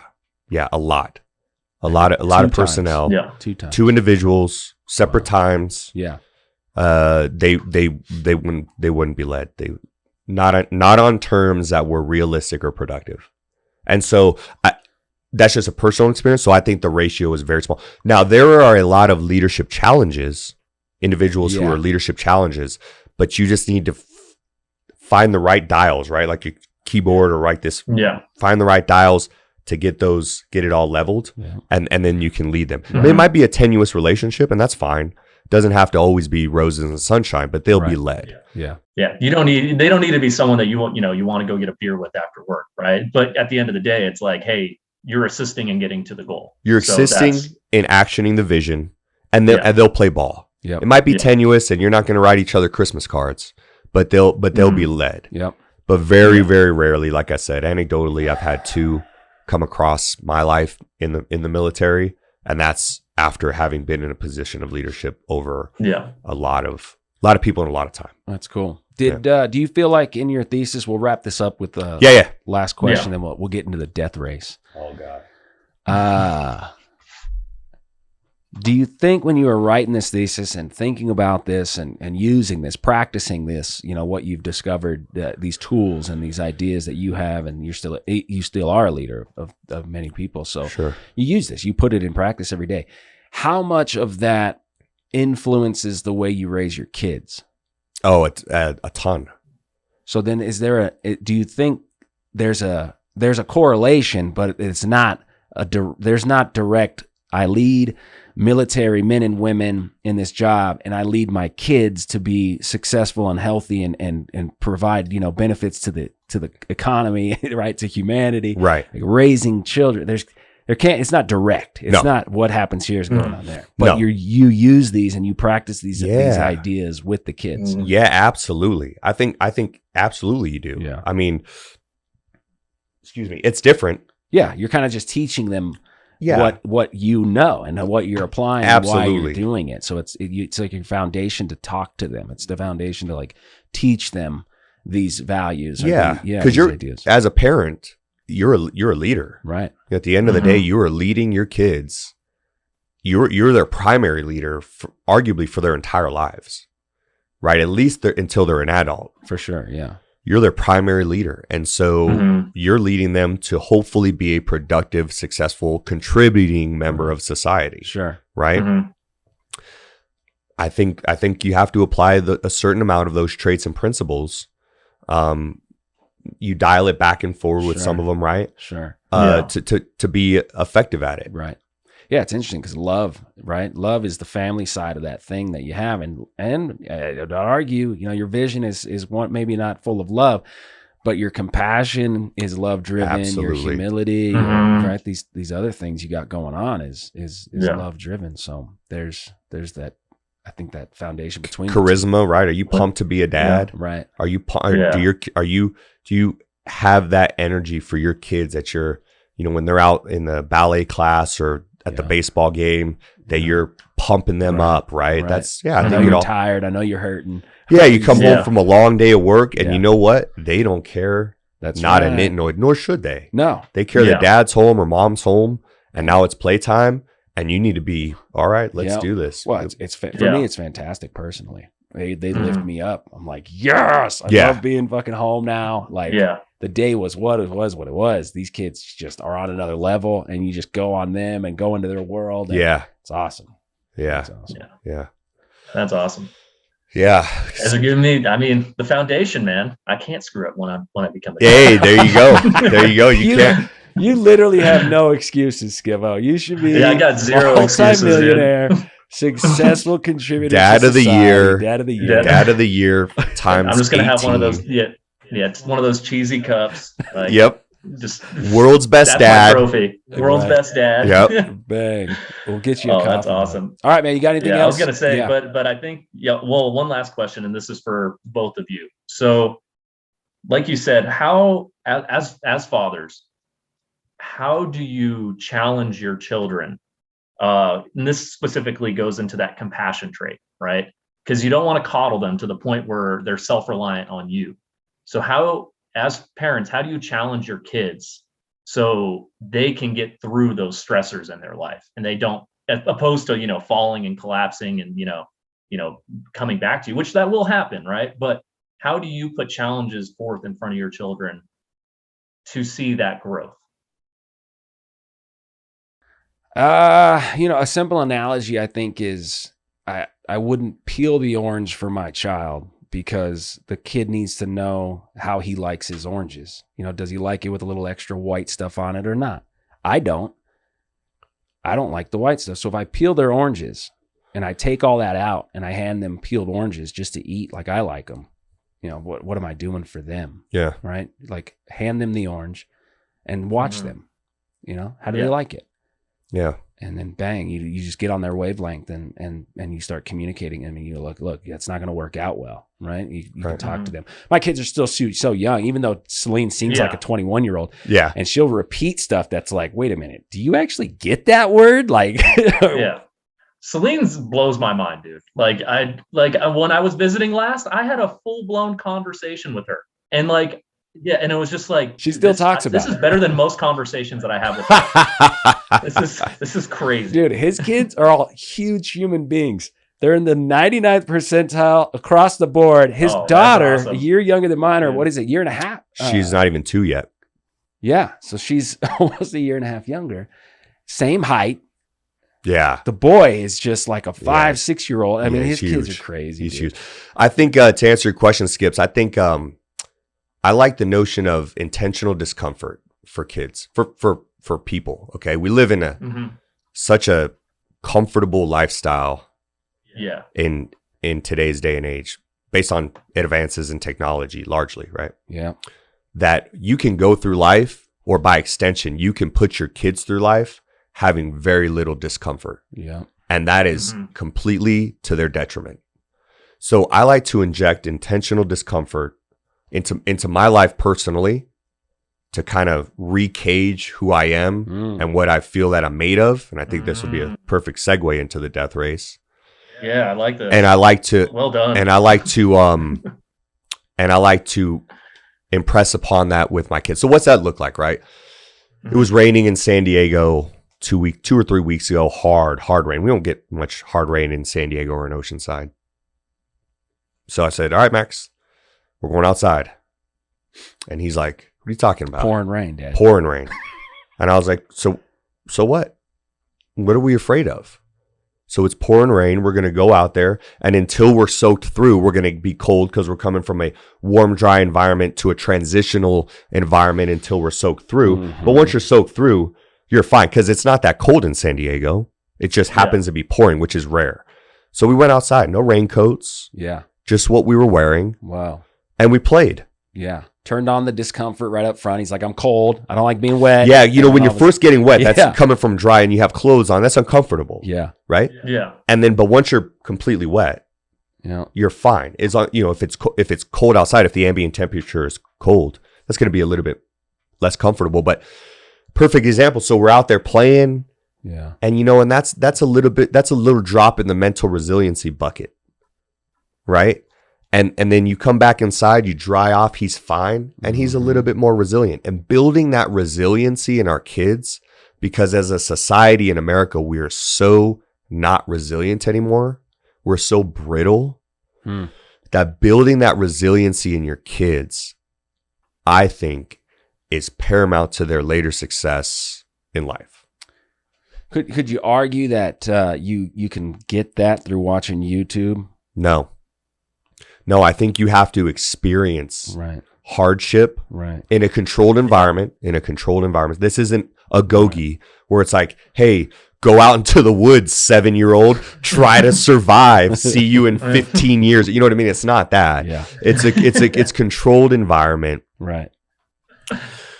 That they got to experience. Right. Yeah. So I was making weights to put in my pack to give myself a heavier pack. So I just got bricks together and I duct taped them, right? Because I didn't have any other source of weight.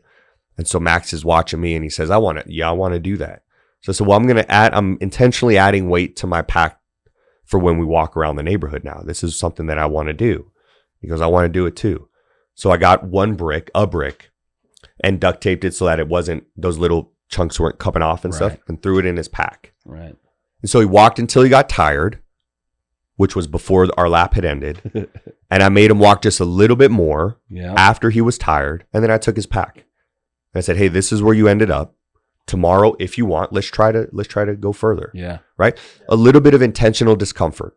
I wasn't yelling at him, nor was I forcing him to complete the lap around our neighborhood. Right. You will do this or nothing like that. Yeah. But it was like, oh, Daddy, I'm tired. I'm like, I think you could go a little bit further. And he did. He went 2 or 3 houses more. Yep. He's only just turned 4. Yeah. And then I took the pack off of his back and then I with the one brick perfect. In it.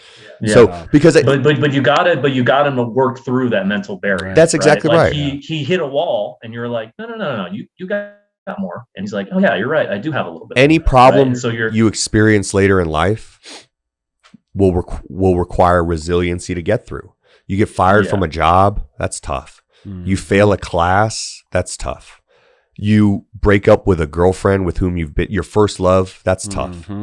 All that stuff takes resiliency to come out the other end and go, or maybe you haven't even come out the other end. You're in it. You're in the thick of that breakup and you're going, all right, I'm going to get through this. That's called resiliency. Yeah. But we have to build that. Resiliency, I think, is more nurture than it is nature. You got to build your resiliency. And that's up to us to build that in our kids. Yeah, to build it effectively, right? It of course. Definitely happens naturally.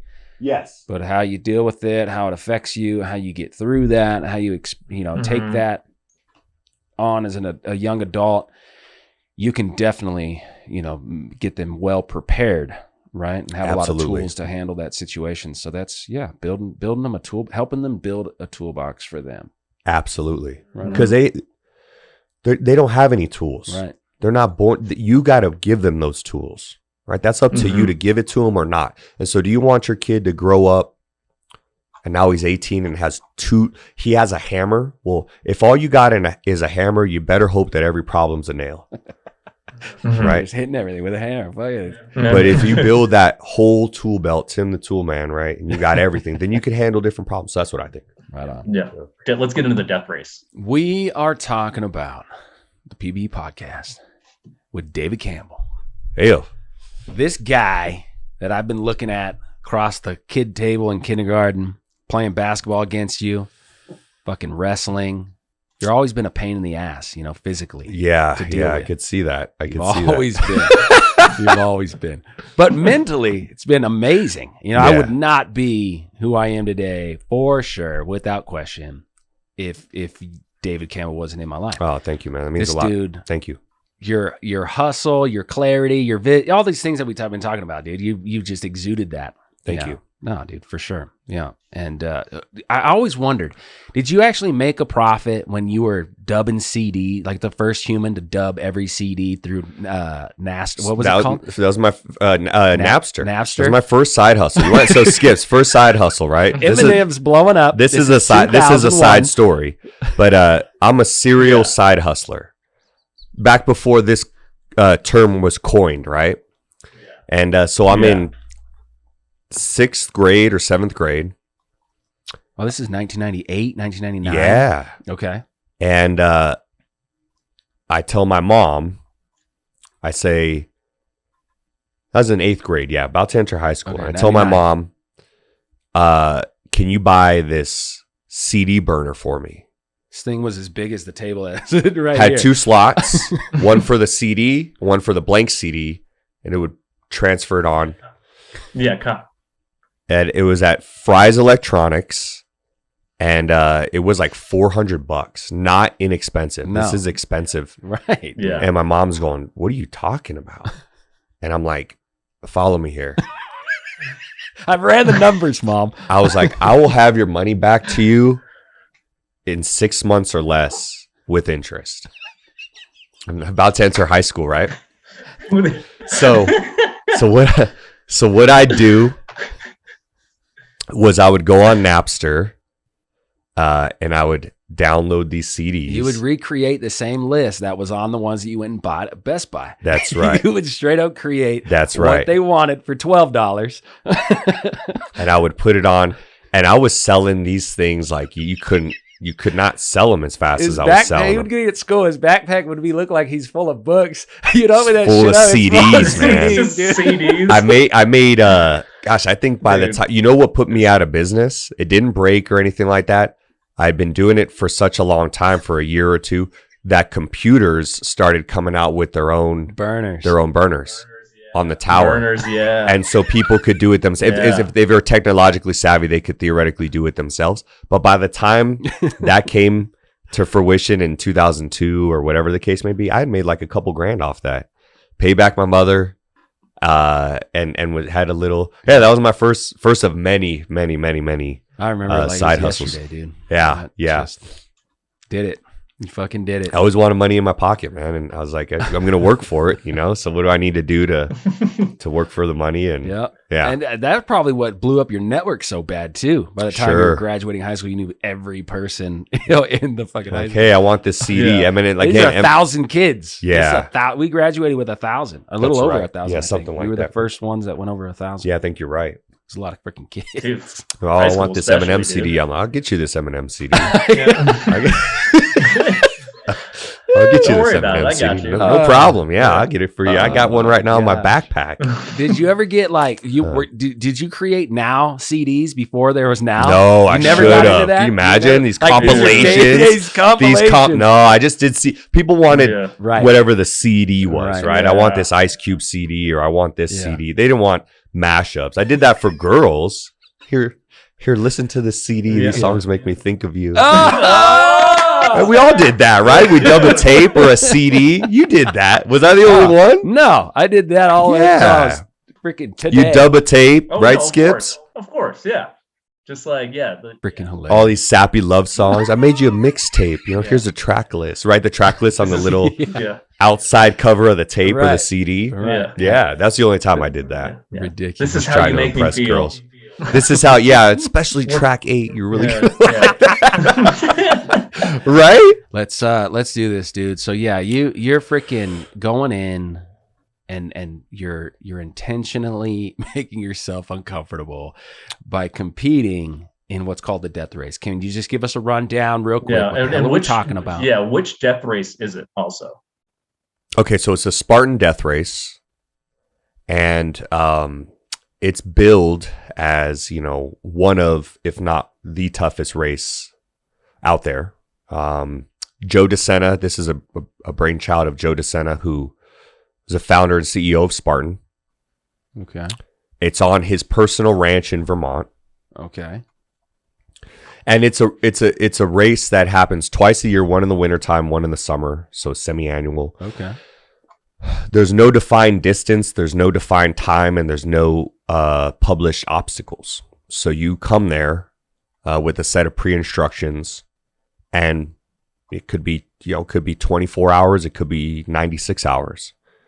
And you don't, again, unknown distance, unknown terrain. What in the hell? And so you're just there sort of, flying blind, if you will. Now, obviously, there's going to be drinking stations. There's going to be eating stations. Like, maybe not. You might have to pack that. You might have to pack all that. Will right? they tell you? Each death race is very different from the year prior, and so they mix it up. So you can't really glean what you're gonna do based on what has been done, right? Mm-hmm.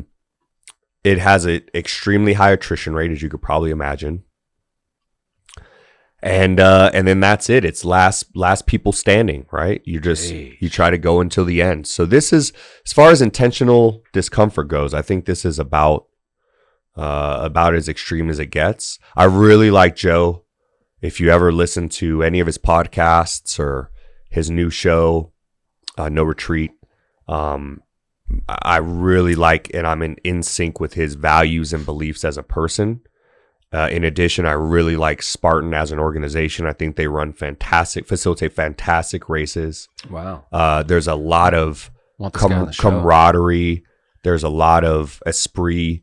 There's a lot of, it's just fun when you do a Spartan race. And so this is their extreme end, right? This is on their extreme end. But they do races all over the country. All over the world. Yeah. What? All over the world. And you can do anything from a 5K, what the 3.1 mile with 20 organized? Obstacles.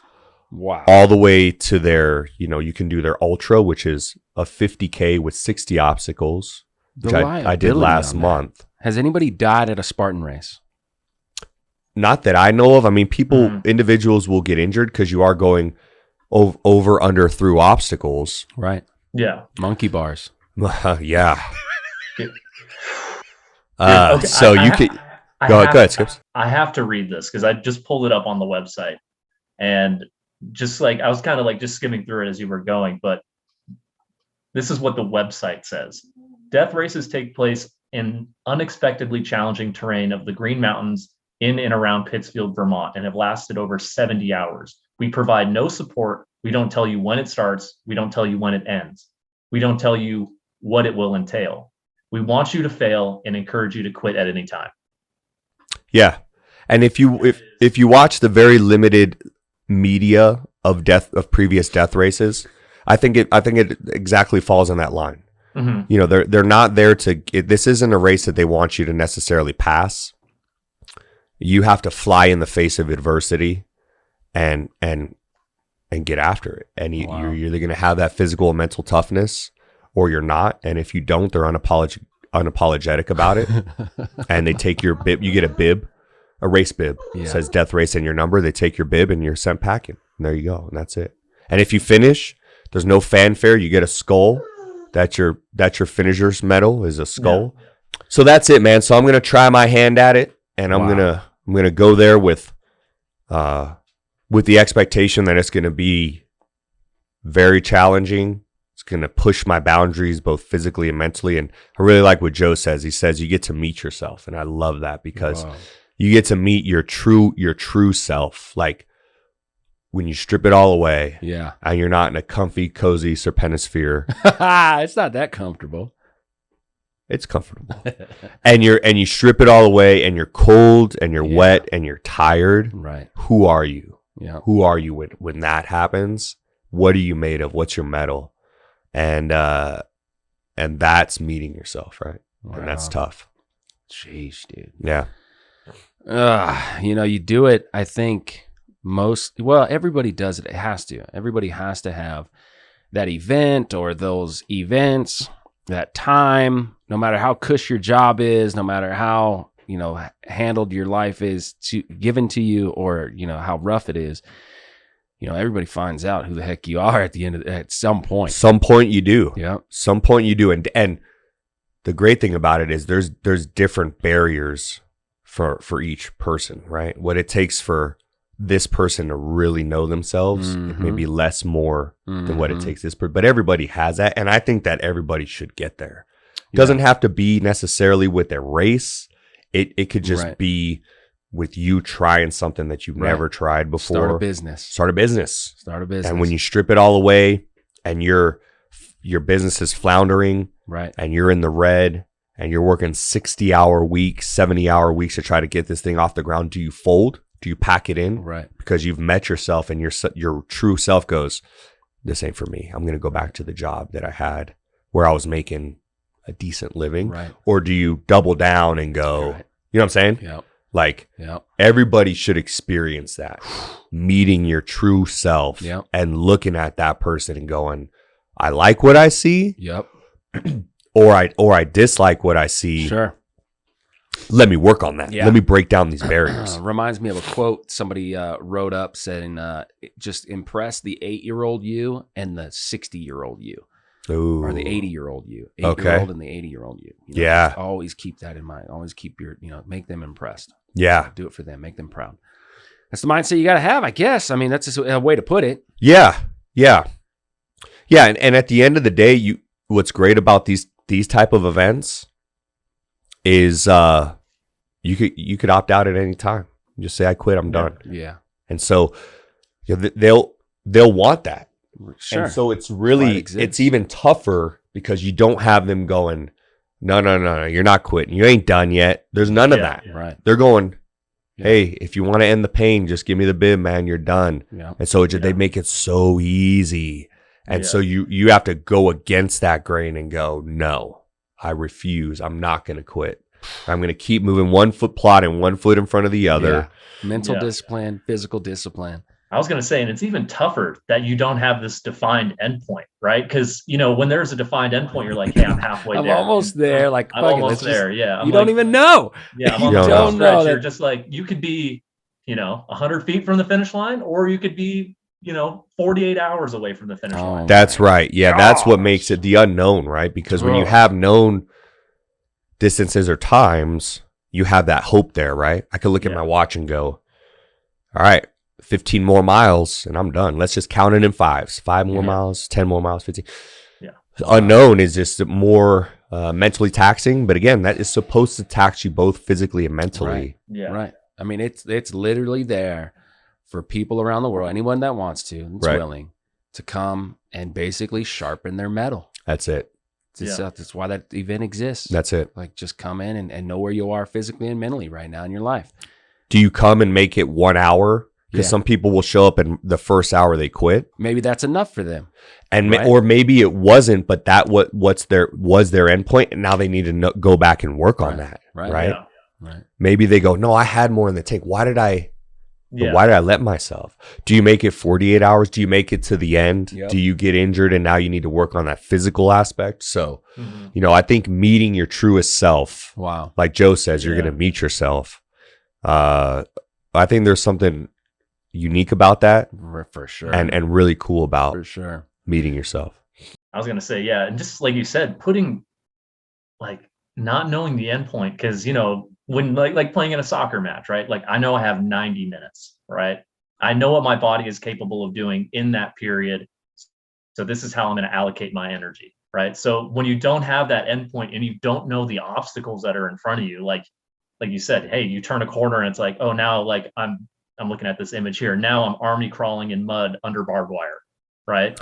Yeah, I think they had to do that obstacle. I think they had to do that for like 12 hours straight. Shit. Yeah. Crawl through mud under barbed wire for 12 It was set up in a shape of a track, but a lot smaller. It wasn't 400 meters around. It was a lot smaller in mud. And that was one part. That wasn't just the whole death race. That was one part. I think they just had to do it for 12 hours. They set the Guinness World Record. Guinness was out there for that event in that death race. I forget which year it was. For the longest continuous low crawl under barbed wire. This is crazy. It's crazy. I mean, a lot of people, you hear, at least I have in my lifetime, like, it should be mandatory for every high school graduate to go to the military, get 2 years in, you're going to teach them this, you're going to teach them that, and you're doing it for a good cause. You have compassion in there for that. Yeah.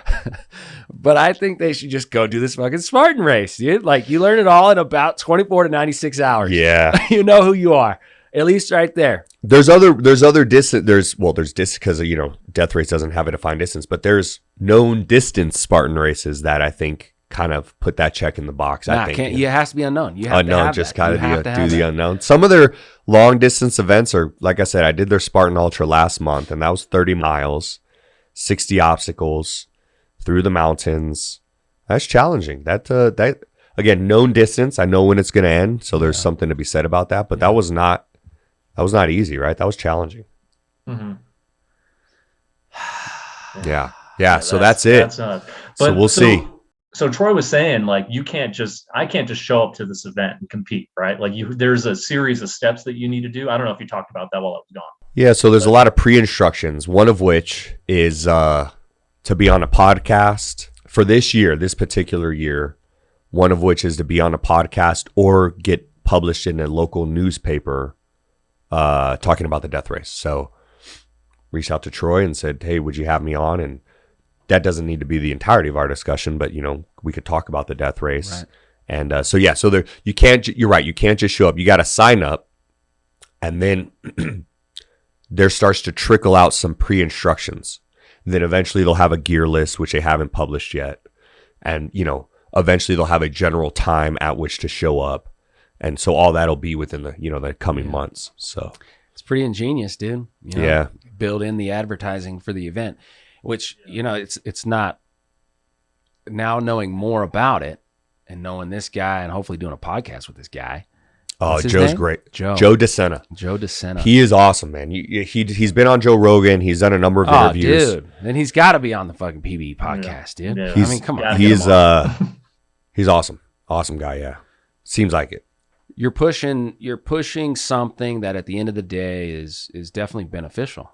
You're not trying to hurt them. You're not trying to mentally beat them down. You're just letting someone go out there, whatever they are in their life, wherever they are, however they feel, and test themselves on this crazy event that they put together. And Joe has said as much. He's said he's taken a stand against the sedentary American lifestyle inside on devices all day. It's like, we're not doing that. He has like a mini death race for kids. Oh, cool. Where he brings kids out, and it's the same way. It's like, just wake up. Like, this is life. They're out on the ranch with hard manual labor. So yeah, that's his ideology. You could see it. You feel it. I definitely understand it more than I did before. Yeah. I definitely understand the physical world, I think, a little bit more than I did before after this show, man. And I appreciate your friendship. I appreciate your support at PBE. Always being there, man. Always effing being there. Yeah. Appreciate it. Always will be. Thanks, guys. Right on, brother. Skippo? Dude, it's been a pleasure.